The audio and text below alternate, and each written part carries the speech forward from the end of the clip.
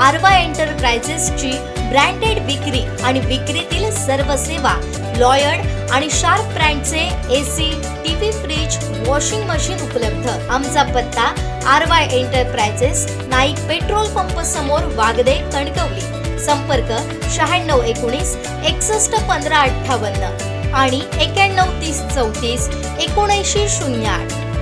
सावंतवाडी शहरात झालेल्या वादळाच्या पार्श्वभूमीवरती नुकसानीची पाहणी सत्ताधारी नगरसेवकांकडून करण्यात आली। यावेळी आपल्या घराशेजारील जीर्ण व जीविताला धोकादायक वाटत असणाऱ्या झाडांची माहिती नगर परिषदेला देऊन ती झाडं मालकाने तोडून घ्यावीत, जेणेकरून हानी पोहोचू नये असं आवाहन सभापती सुधीर आडवरेकर यांनी केलं आहे।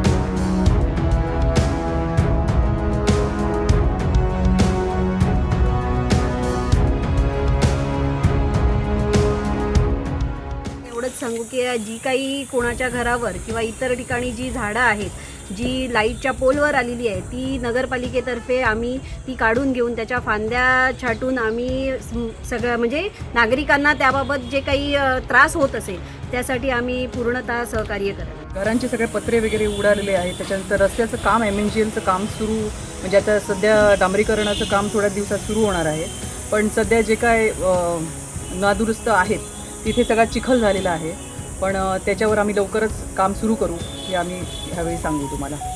आमचे सावंतवाडीचे तहसीलदार यांना आवाहन केलं आहे की लवकरात लवकर या सर्व गोष्टींचे पंचनामे तुम्ही करून घ्या, जेणेकरून नागरिकांना नुकसान भरपाई मिळण्यासाठी सोय होईल। आणि आम्ही आत्ता सर्व नागरिकांना आवाहन करत आहे की ही जी धोकादायक झाडे आहेत तुमच्या कंपाऊंडमध्ये, ती धोकादायक झाडांचा पुढे कोणाला त्रास होऊ नये भविष्यात, त्यामुळे ती लवकरात लवकर तोडून घ्या आणि नगरपालिकेलाही सहकार्य करा। यावेळी आरोप करण्याचा वेळ नाही। सावंतवाडी नगर परिषद पूर्ण टीम ही आज सकाळपासूनच कामाला आहे, म्हणूनच तर एवढी झाडं आणि उचलली गेली। खरं तर आम्ही नगर परिषदच्या वतीने आमचे जे लाईटचे पोल पडले त्यांच्याकडे MSCBकडे माणसं कमी आहेत, तिथे पण आमची माणसं दिलेली आहेत। म्हणजे नगर परिषदेचा पूर्ण टीम ह्या अवकाळी पावसाचं नुकसान झालं तिथे कामाला लागली। आमच्याच गावात जवळजवळ 2-3 ठिकाणी अशी झाडं पडली, तिथे जे काम करतात। राहिला प्रश्न आहे पत्र्याच्या शेडचा, तर आम्ही नियोजन समितीमध्ये पहिल्याच सभेत आमच्यासोबत निरम नाईक आणि सर्व आमचे सदस्य होते, त्यात आम्ही असं निर्णय पण घेतलेला आहे की ज्या पत्र्याच्या शेड्स बिल्डिंगच्या वर आहेत त्याने आपलं ऑडिट करावं, म्हणजे सुस्थिती आहे की नाही, आणि त्याचा अहवाल नगर परिषद द्यावा, जेणेकरून अशा दुर्घटना घडू नये। आणि तशा नोटिसा आमच्या नगर परिषदेमधून द्यायच्या त्यांना सुरुवात केली।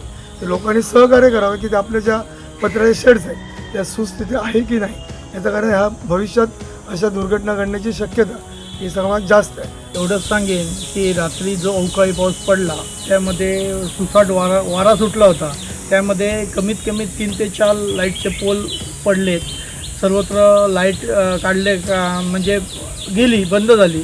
आणि त्यामध्ये जवळजवळ 26 झाडं सावंतवाडी शहरामध्ये विविध ठिकाणी पडली गेली। त्यामध्ये काही झाडं घरावर पडून लोकांचं नुकसान झालं आहे, काही लोकांच्या रस्त्यामध्ये पडले आहेत, तर काही कंपाऊंडमध्ये पडलेले आहेत। तरी नगरपालिका रात्रीपासून आतापर्यंत पूर्णपणे काम करत आहे। त्यातील 15 झाडं आतापर्यंत काढलेली आहेत आणि रस्त्यावर जी झाडं पडलेली आहेत ती काढून रस्ते मोकळे केलेले आहेत। वायरमन पण आपले लाईटीचं काम जोरात चालू आहे। काही ठिकाणी शहरात लाईट आलेल्या आहेत, काही ठिकाणी अजून यायच्या आहेत।